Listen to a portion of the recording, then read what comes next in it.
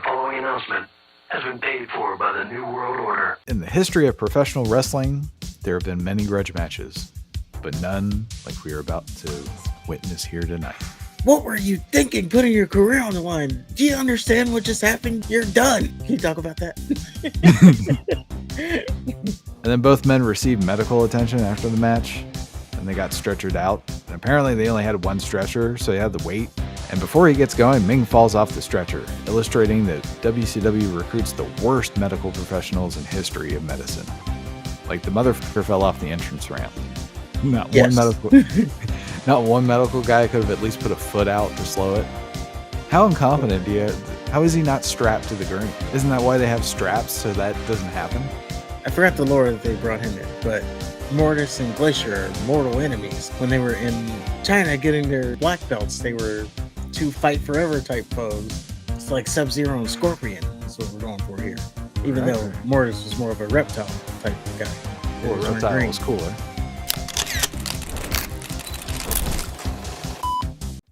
I guess that brings us to our Wrestling Rewind.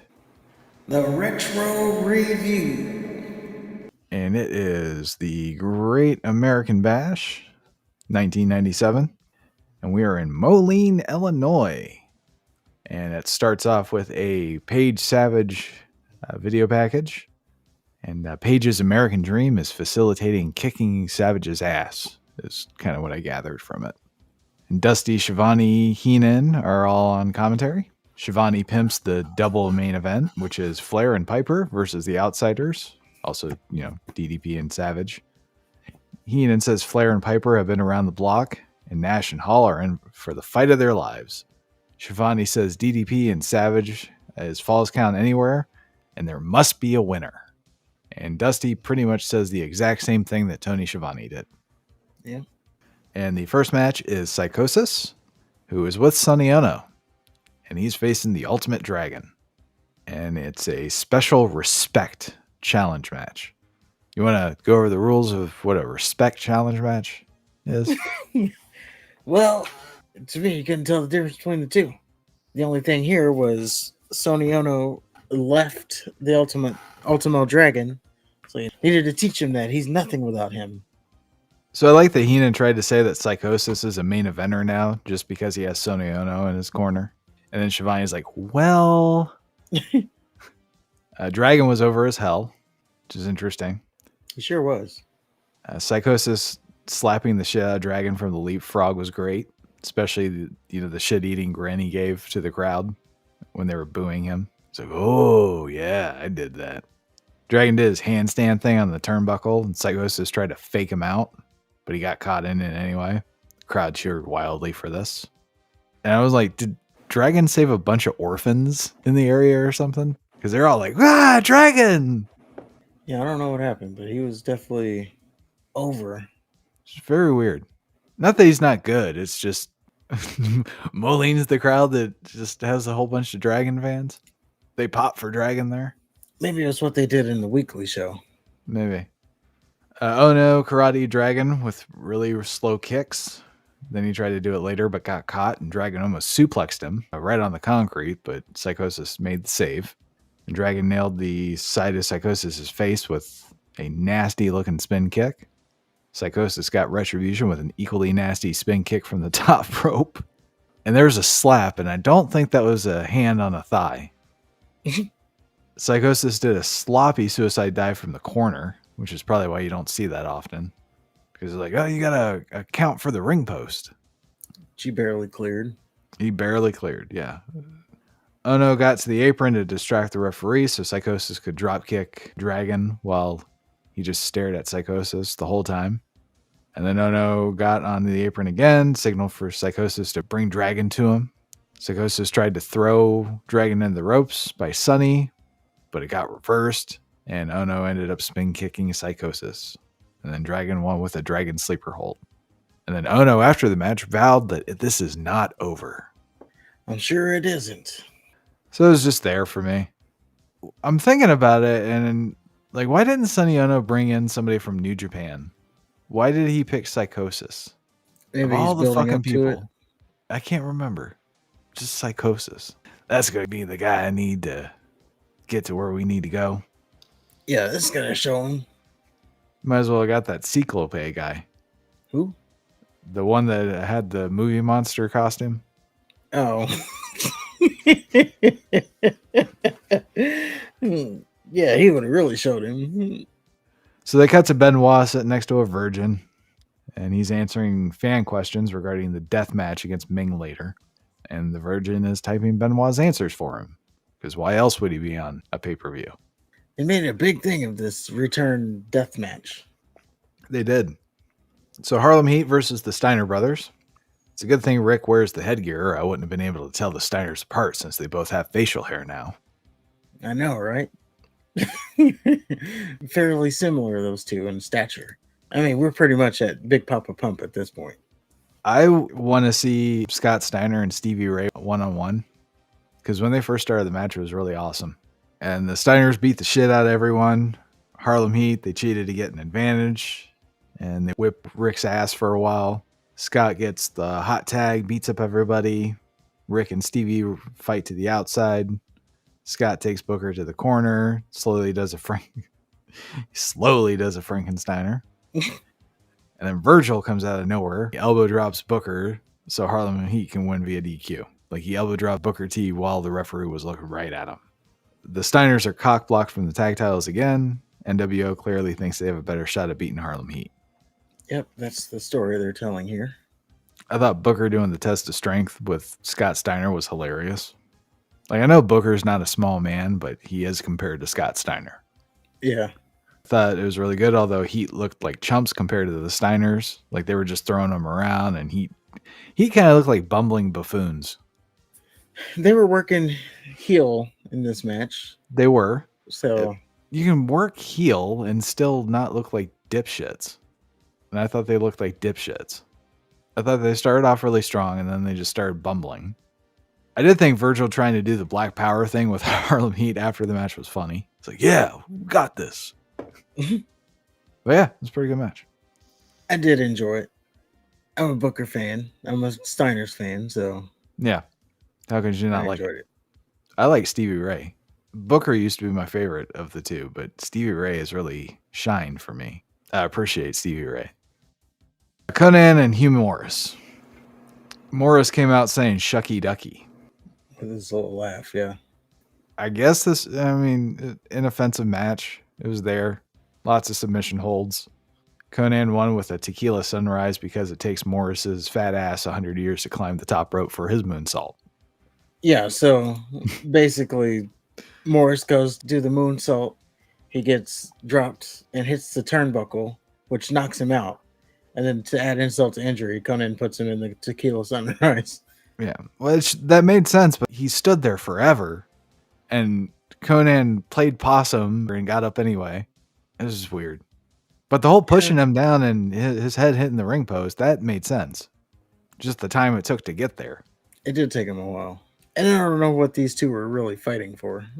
Because he turned on him at last pay-per-view, but I don't know. Tired of losing. It was just there. Yeah. Mean Gene comes out. He tells us that a man may be showing up in Chicago, and he's having problems with his current organization. But he can't tell us any more than that, unless we call the WCW hotline. And then Mean Gene interviewed Public Enemy.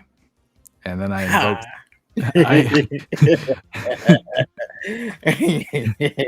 I was waiting for this. I invoked the women's match rule for this. I didn't watch one fucking second of that. He said Public Enemy. I said, no, thank you. Well, it went about as you would expect for a Public Enemy promo, but that's why I was waiting for it, because I would imagine it's two middle-aged white dudes pretending to be black. I guess that's what you would call it. I don't know. ICP was pretty popular at that time, so I don't know if black is what they were going for, but fair enough. Rocco was like incoherently trying to rhyme, out of touch. Well, I guess it was in touch, 90s cool stuff. It was a train wreck. So he's speaking in rhymes? Yes. Trying to put some soul into it. He was spitting bars Yeah. At one point, I was like, I don't even know what he just said. Yeah. I don't know why they were fucking interviewed. Who the fuck wants to hear about Public Enemy? In the history of my wrestling fandom, not one person I have ever come across, either in person or on a podcast or on a YouTube channel, have they ever said like, oh man, that Public Enemy match was something I was looking forward to. So why the fuck are they being interviewed? Why did they beat Harlem Heat? They were trying to push them. I never got their appeal. I guess because all their matches were hardcore. That was the one thing. They sucked. Even the ruled matches were hardcore. Wrath versus Glacier. What the fuck is Wrath? I don't know, but apparently that dude, I don't know his name, the handler guy, he found James them Mitchell. at the... Yeah, he found Wrath and Mortis at the Museum of Oddities. Well, Wrath came out to Gladiator music, but his lighting is dark and spooky. So it's very conflicting for me. And three guys significantly smaller than Mortis handcuffed him to the ring post. Glacier still undefeated at this point, and Shivani illustrated my point last time we saw Glacier. Just because he's undefeated doesn't mean he's unbeaten. Wrath and Mortis still have Glacier's helmet, and Shivani questions whether or not Glacier even wants it back. That doesn't even seem to be a priority for him. I remember when Glacier debuted, and I was so stoked, and I thought he was really cool. I don't know where the fuck my head was. Because he used to have all those video packages, and he looked cool. They made him look like he was like Sub-Zero. Like he had all the ice, and he would do the karate shit. Well, his music is bad, even for WCW. Yes. And yeah, him getting his ass beat, that just seems to be his thing. Does a couple super kicks and then gets his ass whooped. I thought it was funny. At one point in the match, he did an over-the-top crossbody to Wrath. So they're on the outside, and he had mounted him, and he was punching him. Not with fists. He was doing his open-hand palm strikes, and he was posing after each one. I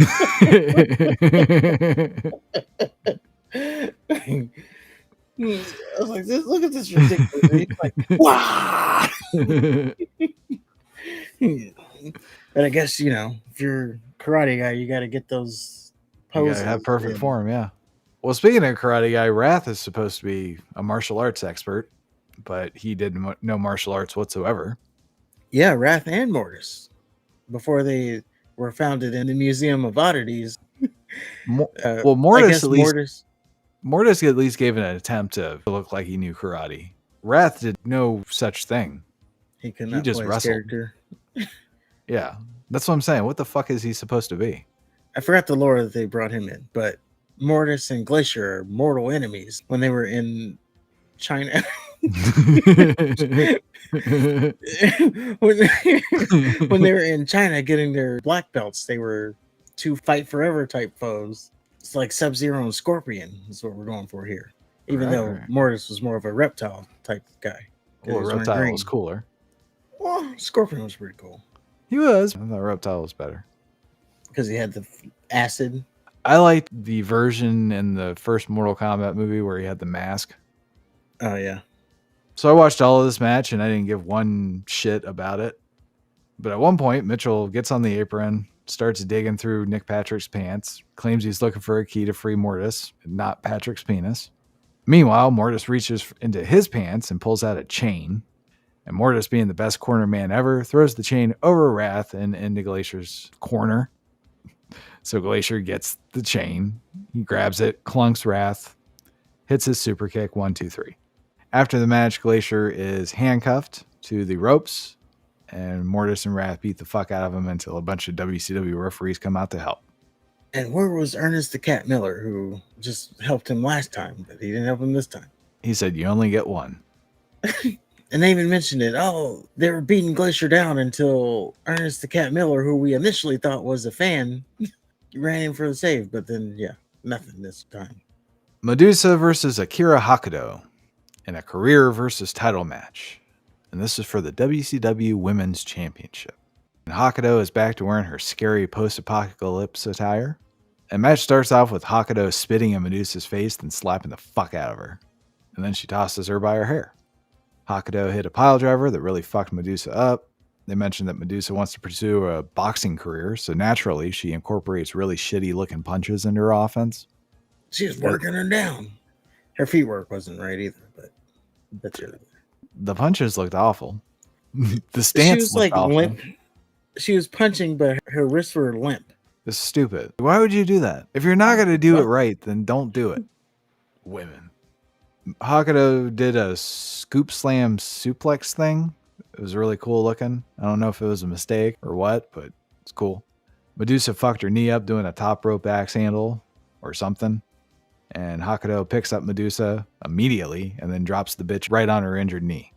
Savage. Hakuto does a beautiful surfboard to Medusa. And then Medusa did a head scissors, a powerbomb, both on her fucked up knee. And then she just starts crying. So Hakuto nails her with a superplex. And Hakuto got Medusa in a leg hold, and you can hear Medusa scream in pain. She should have passed out, but she got to the ropes instead. And Medusa hits a German suplex. Sonny Ono pulls on Medusa's bad knee to break up the pin. And that kind of fucked. Such a prick. Right? Like, that kind of fucked her not up. only is he pulling on a woman, but he's also doing it on her injured knee. Yeah, that was savage. First of all, man versus woman already, but then to also go after their injury too. Like, I'm making damn sure I win this. So Hakuto starts going savage on Medusa's leg, starts standing on it, pounding on it with her fists from the mount position. Like, she mounts her leg and just starts wailing on it. It's great. Medusa tries to make one final comeback, even yells at the ref to get the fuck out of her way. She hits a big lariat, picks up Hakuto for a suplex, then her knee finally gives out on her. Hakuto hits her Northern Lights bomb, 1, 2, 3. And this was an awesome fucking match. I'm glad Hakuto's back, because her last 2 or 3 matches were shit. Yeah, this was definitely a redemption match for both of them. Yeah, last time they were in a match together, it was not good.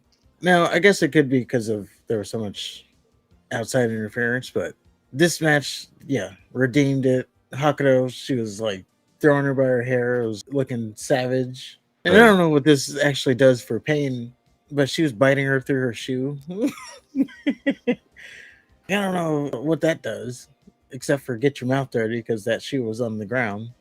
I don't know, pinch the shit out of your toe. Yeah, there was one moment she just had her locked up and she was just biting her through her shoe. Mm-hmm. I was kind of shocked that Medusa lost. Me too. I even said, gee, I wonder who's going to win that when we talked about the preview. Right. But no, Medusa's career seemingly is over unless there's a loophole. Well, Medusa cried after the match and Hina mocked her for it. So at least she won't be standing in the unemployment line because she has a fucked up knee. Oh, yeah. Hina was going in. Yeah, he fucking hated her. He was like, oh, get used to asking if you want fries with that. There's another moment. They were talking about her injury, and he was like, what does it matter? She's retired now. She has all the time in the world to recuperate. So then Medusa's sobbing, and she's being led out by medical staff and a referee. And then Mean Gene thinks this is a good opportunity to get an interview and shove a microphone in her face. And I think he kind of went in too. What were you thinking putting your career on the line? Do you understand what just happened? You're done. And then he puts the mic up. Can you talk about that? So she told him to fuck off, and Gene seemed perplexed by this. And the crowd even started chanting, leave her alone. It's really weird. Yeah. You're such an idiot. You put your career on the line. Now it's over. Do you know what you're going to do next? What your next job is going to be? Because you don't have this one anymore. Now that Medusa's gone, what happens to the women's title? Because that was their only one. They were the only 2 women in the division. Was Hakuto going to wrestle Vishon? I guess that's the only one left. If she's even there, she may have just been there for a week. But I remember from WCW, they didn't really have much of a women's division.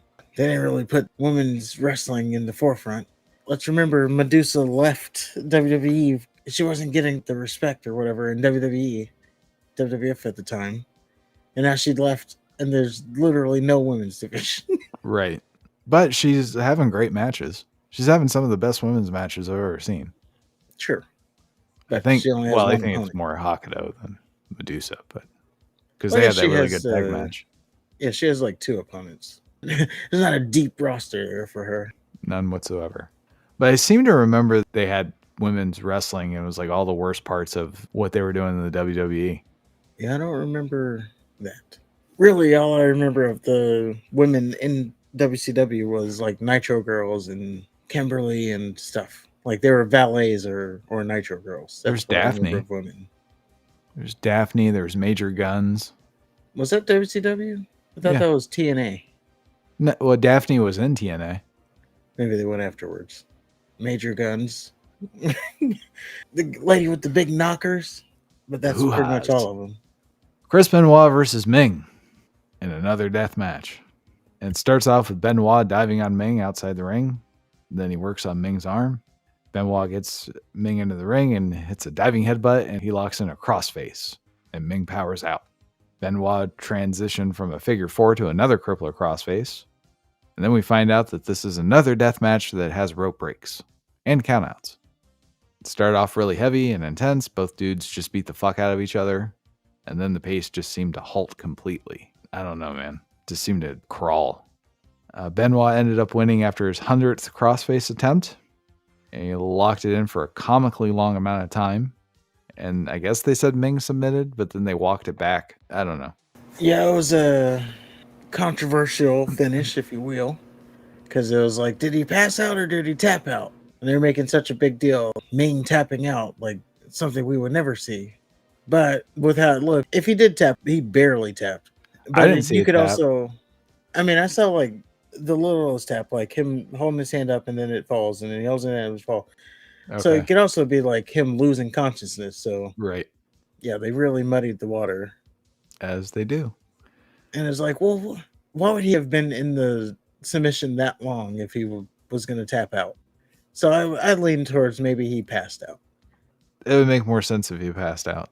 Because that was a long-ass motherfucking time he was in that stupid hold. I know. He probably lasted longer. Never mind. I could have made biscuits and gravy. I saved it. I was going to go there, but I didn't. Maybe this was better than their first match, but only because there seemed to be more of a death element to it, at least at the beginning when they started doing the shit on the outside.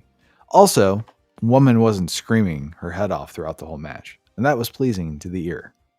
She wasn't even out there, was she?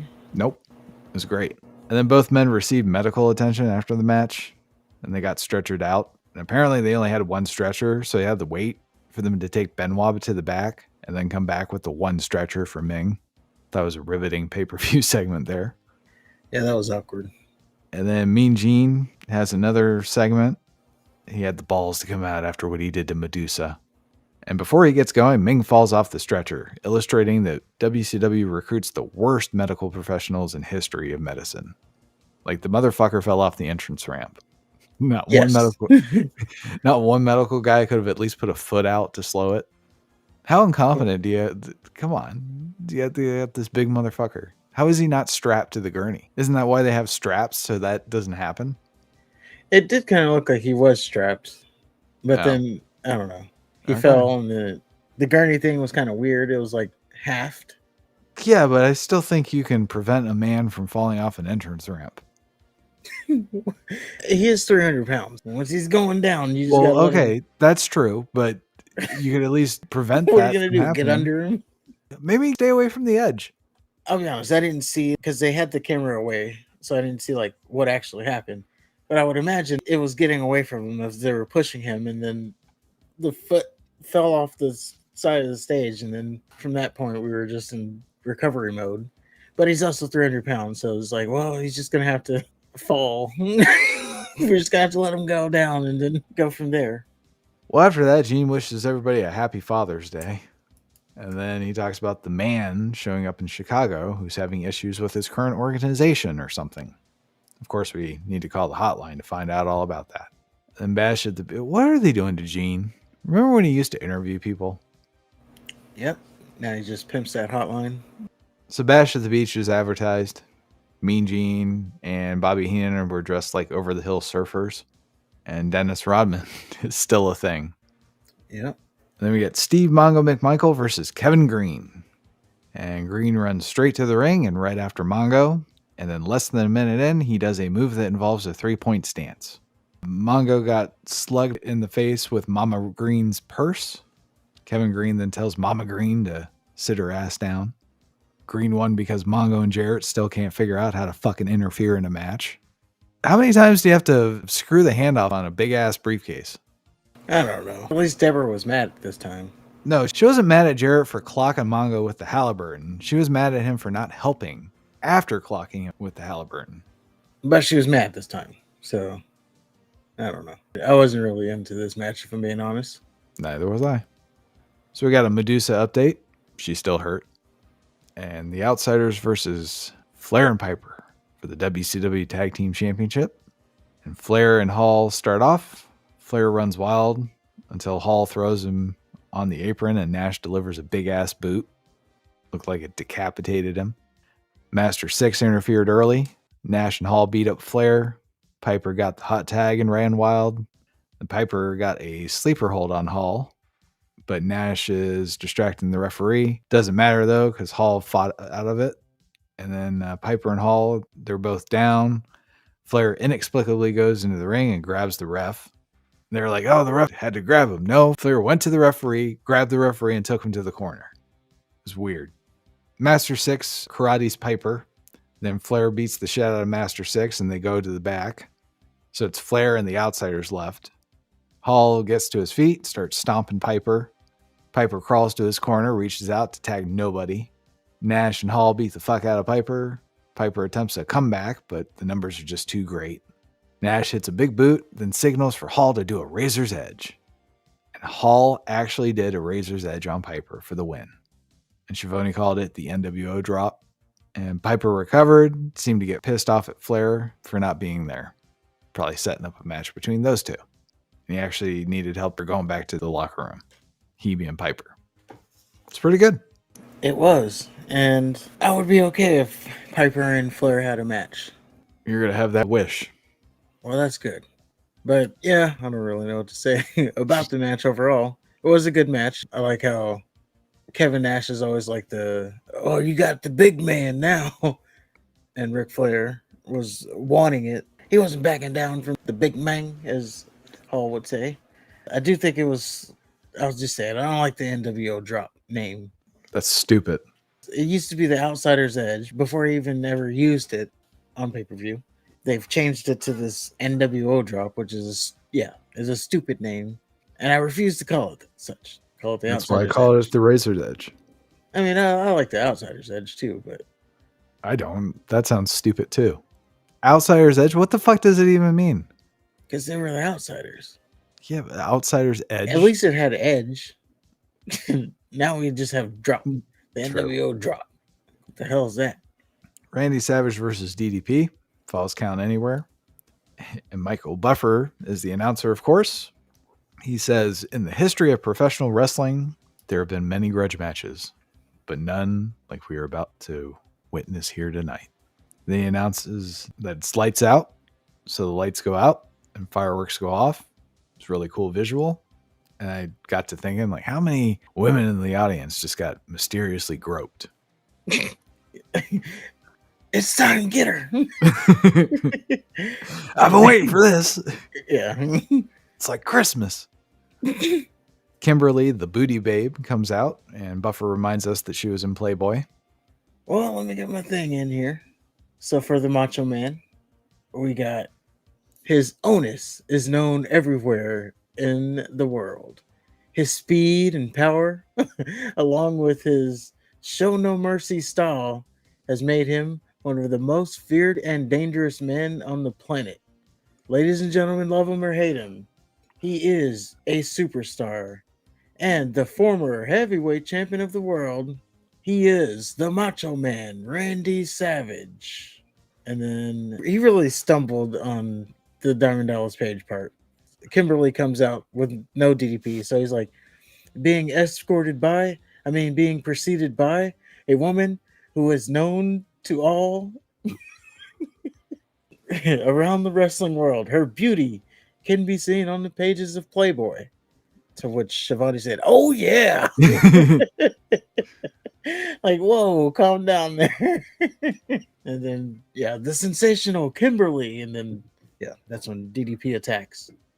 But yeah, it was kind of creepy. Shivani was like, "Oh yeah, I know that." What do you think I'm watching before the show? Yeah, so Paige attacks Savage from behind, and Paige started hot, but immediately he gets hampered by his injured ribs. And Paige called Miss Elizabeth a bimbo, but it's okay, because she slammed a car door on his ribs earlier.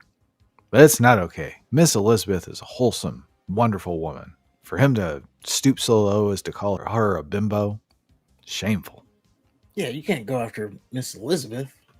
Paige and Savage fight through the crowd and near the concession doors. And Paige throws Savage through one of the doors, closes it, grabs a crutch, then beats the shit out of Savage when he walks back through the door. It's pretty funny. And Paige throws Savage into the risers, then they go back to the ring. Miss Elizabeth gives Savage powder to throw in DDP's eyes, which he does. Then he takes the tape off of DDP's ribs. The referee, Mickey J, tries to admonish Savage, but Savage spits on the ref, then decks the ref, then pile drives the ref, which I thought was a bit of an overreaction. Then another referee, Mark Curtis, comes out while Savage is choking Paige, but he gets annihilated. And Savage makes to go after Kimberly, but Nick Patrick comes out and gets in between them. And I guess Savage realizes that he's going to eventually run out of referees, so he just goes straight after Paige. So then they fight to a makeshift barbecue area. Savage got slammed through a picnic table, and then DDP dumped the grill onto Savage. It wasn't lit. Then they fight back to the ring again. DDP crotches Savage onto the ring post. Savage counters the Diamond Cutter with a jawbreaker, sending DDP out of the ring. Savage starts removing the ringside mats, exposing the concrete underneath, even though he could have saved time by just slamming DDP just a few feet to the left. And Savage goes to pile drive Paige on the exposed concrete, but Nick Patrick stops him for some reason. Patrick gets decked, then he gets thrown into a guardrail. Savage fucks up a photographer for no reason at all. He's there. Yeah, the side workers are not safe around Savage. No. Paige recovers, nails Savage with a chair. Then they go back to the ring again. And Savage punches Paige in the balls and tries to set up for an elbow. Paige ends up hitting the Diamond Cutter. Both men are laid out for a while. Finally, Paige covers Savage just as Nick Patrick comes to. Then out comes Scott Hall, and he stomps Nick Patrick in the back of the head.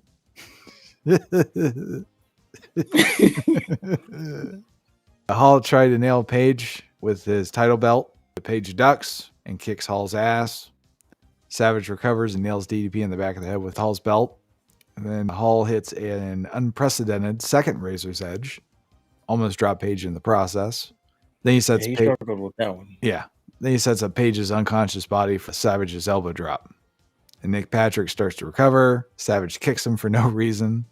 And then he hits Paige with an elbow drop. Hall picks up Patrick and tosses him next to Savage and Paige. Patrick counts 1, 2, 3. And the pay-per-view abruptly ends. I think the kick was to wake Nick Patrick up, they said. I don't know. Okay. That's one way to do it, is to kick him. And it was weird that we kind of just ran off the air. Yeah. It was like, oh, we're out of time. Hope Paige is okay. I guess it didn't make sense that Savage got the rubber match here with the help of Scott Hall. So there's that. He didn't beat him straight up. Right. Which is okay, because clearly they're turning him into the big baby face. So, I don't know. But I did enjoy the match, so I'll say that. Just the whole fighting to the outside and getting back to the ring. I hate when they do that in general. You're in a fight, it spills to the outside, and then what? You're going to go back to the ring and follow the rules? Well, they didn't have rules. No, but they even though Nick Patrick kind of enforced rules. The referees enforced the rules, yeah. But there was no rules. Right, and I don't think there was one fucking pin attempt outside the ring. As falls count anywhere. Yeah, there wasn't. So, yeah. This was a filler pay-per-view for me. Aside from the Medusa and Hako match. Yeah, I could see that. Definitely wasn't one of the better pay-per-views, but I wouldn't say it was a worse one either. It was just like right in the middle. I'm struggling to think of a worse one right now. Sold Out? Yeah, that was pretty bad. Sold out. Fair enough. Everything about it. Well, our next WCW pay-per-view is Bash of the Beach 97, and Hogan's back to team with Dennis Rodman against Lex Luger and the Giant. That'll be a 5-star match, I'm sure. Roddy Piper is squaring off against Ric Flair, so we're getting your wish there. Oh, there we go. Yeah. We have Savage and Hall versus DDP and Mr. Perfect. Okay. That'll be worth watching just for Mr. Perfect. Buckle the fuck up. We have Chris Benoit versus the Taskmaster. Of course. And it's a retirement match. Okay. So at least there's light at the end of the fucking tunnel with this one. Yeah, it's a retirement match. I don't know. We're 97. Maybe Benoit wins this one. We're not going to WWE yet. No. But before the Bash of the Beach, we have WrestleMania 20. It's in Madison Square Garden. And this features Triple H versus Shawn Michaels versus Chris Benoit. It's a triple threat match for the World Heavyweight Championship. It'll be interesting to see if your version is just completely censored. Because, they don't like Benoit. Oh. No, he's been on a pay-per-view. Yeah, but his big moment wasn't. Oh. Yeah, we'll see. We have Undertaker versus Kane. And aside from it being a rematch, and at WrestleMania, Paul Bearer is in Taker's corner this time. All right. We have Eddie Guerrero versus Kurt Angle for the WWE Championship. That'll be a good one. Should be. We have Goldberg versus Brock Lesnar. Stone Cold. Stone Cold's the special guest referee. I remember this match. And then we have a young John Cena making his WrestleMania debut versus the Giant. So it starts. Yep, the beginning of C Nation. Yeah. This is still Thugonomics. Yeah. So let's see what bars he spits on the Big Show. I'll say it. I liked Thugonomics. The Doctor of Thugonomics. I liked it better than Super Cena. Yeah, Super Cena just got old. And they're like, oh, he can't ever be heel. The motherfucker started off as a heel. Yeah. It's not like we haven't seen it. It's not like Hulk Hogan. Yeah, but people are like, he can't be a heel. Well, that's where he started. He started off by slapping Kurt Angle in the face. Well, he's a face at that point, I think. But that is our retro stuff. That does our retro review. Hopefully you enjoyed it. And if you did, like button, subscribe button. I like to say that each segment so we know that it's there. And until next time, top guys,